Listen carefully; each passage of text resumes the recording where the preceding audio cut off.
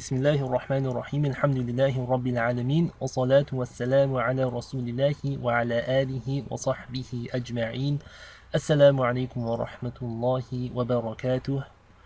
Inshallah, in this video I'm going to go over the Tajweed of Surah Qariah, and as always I'm going to go through one verse at a time and explain each Tajweed rule that we encounter. So let's begin with ayah number 1, Al-Qari'ah. First thing you notice is that Qaf is a heavy letter. This means you want to pronounce it with tafkhim. Your mouth is very filled with air and it is a very thick letter. Al-Qa. Your tongue is also elevated towards the roof of your mouth. Al-Qa. And notice how the thickness of the Qaf also affects the alif that follows afterwards. So when you're pronouncing the alif in the elongation, you're making the same sound as you would when you say awesome in English. A-L-Qa,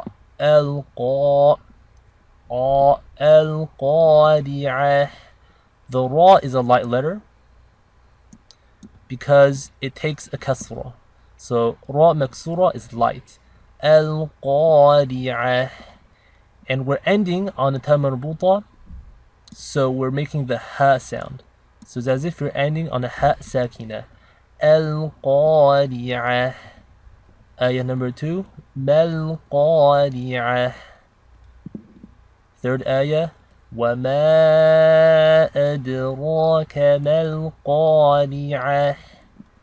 This is an elongation, a mud.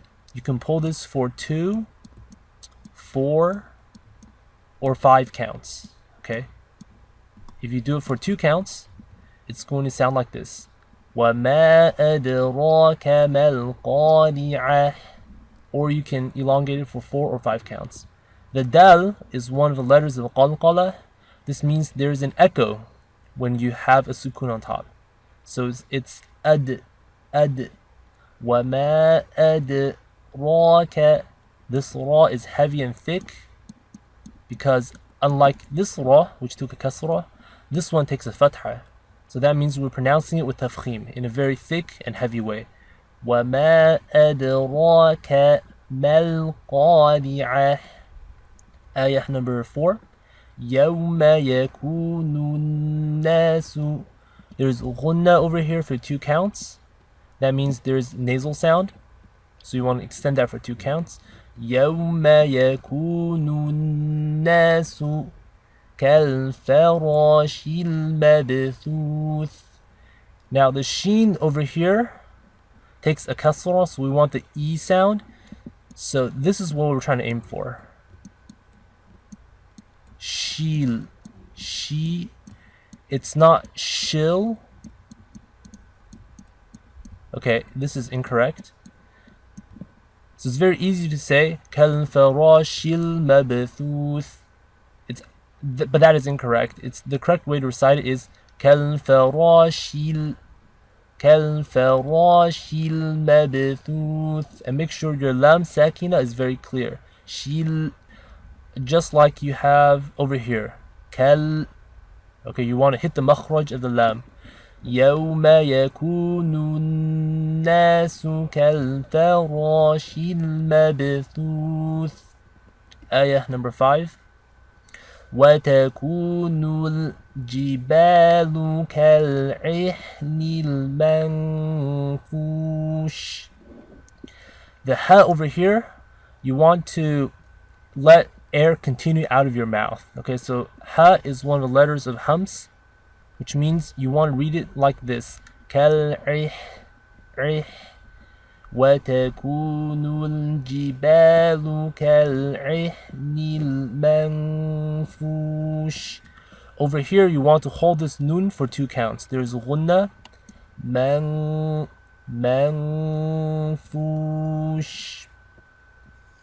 Ayah number 6. فَأَمَّا مَنْ. This meme has ghunna as well.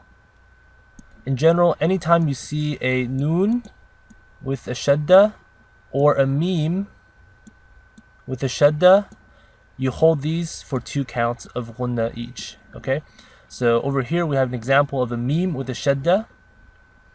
that means you want to hold the ghunna for 2 counts. فَأَمَّا مَنْ ثَقُلَتْ مَوَازِينُهُ. Over here we have ghunna for 2 counts. مَنْ ثَقُلَتْ. Qaf is a heavy letter. And then the ta with the sakina, this is very similar to the ha with a sukun. The ta sakina, you want to make sure when you stop on this temporarily, you have air leaving your mouth. Okay, so breath is continuous. Thaqulat, thaqulat. You want to make a very light T sound. So anytime you see a ta with a sukun on top, you want to make sure there's a very light sound, just so that air continues. فَأَمَّا مَنْ ثَقُلَتْ مَوَازِينُهُ. Ayah number 7. فَهُوَ فِي عِيشَةٍ رَاضِيَةٍ. Over here we have something called idgham. It's called assimilation. Basically your ta is connected directly into the ra, as if the tanween is dropped. So there is no noon sound. It's a direct assimilation. في عيشة راضية. And this ra is heavy because it takes a fatha. فهو في عيشة راضية. Ayah number 8. وأما. Okay, again we have a meme with a shadda. This means we have to do ghunna for 2 counts. Okay, we saw this earlier before. وَأَمَّا مَنْ خَفَّتْ مَوَازِينُهُ. Over here, the noon is not read with ghunna because it's followed by a kha, which is one of the letters of the throat. So this is called izhar. So you don't read man khaffat. Okay, it's very clear and short. وَأَمَّا مَنْ خَفَّتْ مَوَازِينُهُ. Again, the ta sakina, we want to have a very light t sound. خَفَّتْ مَوَازِينُهُ. And kha is a heavy letter. Okay, so this is nice and thick. Let me read this again. وَأَمَّا مَنْ خَفَّتْ مَوَازِينُهُ. Ayah number 9. فَأُمُّهُ هَاوِيَةٌ. Again, meme with a shadda. We want to do ghunna for 2 counts. فَأُمُّهُ هَاوِيَةٌ. Ayah number 10. وَمَا أَدْرَاكَ مَا هِيَهْ. Again, this ma is just like the one up here. You can elongate it for 2, 4, or 5 counts. But you want to be consistent. So if you choose to do it for 2 counts here, you have to do it for 2 counts here as well. وَمَا أَدْرَاكَ مَا هِيَهْ. And the last ayah, نَارٌ حَامِيَةٌ. This ra with the tanween on top, al-dhammatan, should be read clearly. So it's just like the case over here. Man khaffat with no ghunna. Narun hamiyah. Narun. And that is the end of our tajweed analysis for the surah. Now I'm going to recite the whole thing once. Bismillahir Rahmanir Rahim. Al-Qari'ah. Mal-Qari'ah.